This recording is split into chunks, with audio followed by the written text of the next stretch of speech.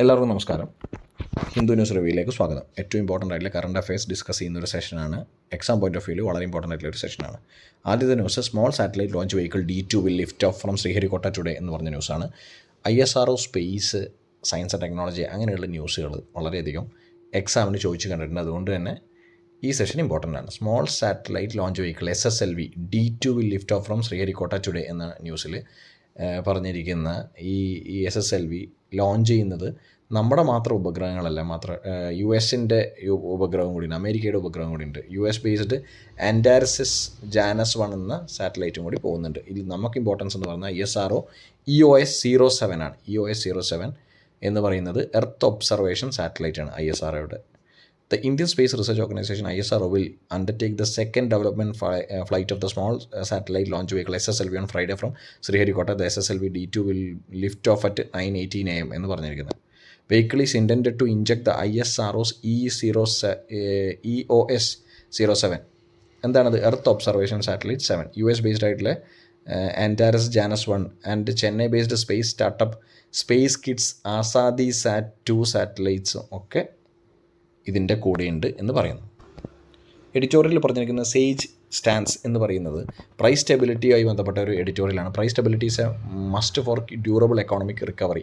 അപ്പോൾ ഇത് എന്തുമായി ബന്ധപ്പെട്ട ന്യൂസാണ്? നമ്മൾ ഇന്നലെ ഡിസ്കസ് ചെയ്ത കാര്യമാണ്. മോണിറ്ററി പോളിസി കമ്മിറ്റി RBI ചേർന്നുണ്ടായിരുന്നു. മോണിറ്ററി പോളിസി കമ്മിറ്റിയുടെ മീറ്റിംഗ് കൺവീൻ ചെയ്തിട്ടുണ്ടായിരുന്നു. അപ്പോൾ അതിൽ പോളിസി റേറ്റ്സ് കൂട്ടി എന്ന് പറഞ്ഞൊരു ന്യൂസ് ഇന്നലെ ഉണ്ടായിരുന്നു. അപ്പോൾ മാക്രോ എക്കണോമിക് സ്റ്റെബിലിറ്റി എന്ന് പറയുന്നത്, എക്കണോമിക് സ്റ്റെബിലിറ്റി എന്ന് പറയുന്നത് വളരെ ഇമ്പോർട്ടൻ്റ് ആയിട്ടുള്ള കാര്യമാണ് ഈ പോസ്റ്റ് കോവിഡ്, പോസ്റ്റ് പാൻഡമിക് റിക്കവറിക്ക്. അപ്പോൾ ഇൻഫ്ലേഷൻ തടഞ്ഞു നിർത്തി ഒരു ലെവലിൽ ടാർഗറ്റ് ചെയ്ത് നിർത്തിയതിന് ശേഷം മാത്രമേ നമുക്ക് നന്നായിട്ട് എക്കോണമീനെ റിക്കവറിയിലേക്ക് തിരിച്ചുവിടാൻ പറ്റുള്ളൂ. അപ്പോൾ ഇമ്പോർട്ടൻ്റ് ആയിട്ടുള്ളൊരു കാര്യമാണ്. അപ്പോൾ monetary policy committees primary mandate is to steer retail inflation towards a 4% target and the core prices gains have stayed stuck above or almost 6% for 20 months. The rate setting panel voted by a 4 majority to continue tightening policy. അപ്പോൾ tightening പോളിസിയാണ് ഇപ്പോഴും continue ചെയ്യുന്നത്. അതായത് ഇൻഫ്ലേഷനെ ചെറുത്ത് നിൽക്കാൻ വേണ്ടിയിട്ട് policy റേറ്റുകൾ വർദ്ധിപ്പിക്കലാണ്. ഈ reverse repo, marginal standing facility, bank rate അങ്ങനെയുള്ള പോളിസി നിരക്കുകൾ വർദ്ധിപ്പിക്കലാണ് ഈ ടൈറ്റനിങ് പോളിസി എന്ന് പറയുന്നത്. അപ്പോൾ മണി സപ്ലൈ കുറയും. അതാണ് അതിൻ്റെ ലോജിക്. അടുത്ത ന്യൂസ് എന്ന് പറഞ്ഞാൽ locating China in the Russia Ukraine വാർ. നമുക്കറിയാം റഷ്യ ഉക്രൈൻ വാർ നടന്നുകൊണ്ടിരിക്കുകയാണ്. കഴിഞ്ഞ ഫെബ്രുവരി 24 മുതൽ വളരെയധികം എക്കോണമിക് ആയിട്ടുള്ള റാമിഫിക്കേഷൻസ് ഉള്ള ഭയങ്കര കോൺസിക്വൻസസ് ഉള്ളൊരു വാറാണ് ഇപ്പോൾ നടന്നുകൊണ്ടിരിക്കുന്നത്. ഒരു വർഷമായിട്ടത് നിർത്താതെ പോവുകയാണ്. അപ്പോൾ അതിൽ ചില രാജ്യങ്ങളുടെ സ്റ്റാൻഡാണ് പറയുന്നത്. ഇപ്പോൾ ചൈനയുടെ സ്റ്റാൻഡാണ് ചോദിക്കുന്നത്. ചൈന ന്യൂട്രലായി നിൽക്കുന്നു എന്ന് പറഞ്ഞാലും ഒരു പ്രോ റഷ്യൻ ന്യൂട്രാലിറ്റി ആണോ എന്ന് ചോദിക്കുന്നത്. അതായത് പ്രോ റഷ്യൻ എന്ന് പറഞ്ഞാൽ റഷ്യയെ പിന്തുണച്ചുകൊണ്ടുള്ള ഒരു സ്റ്റാൻഡാണ് ചൈനക്ക് എന്നുള്ളത് ഇവാലുവേറ്റ് ചെയ്യാണ് ഈ പറഞ്ഞ ആർട്ടി.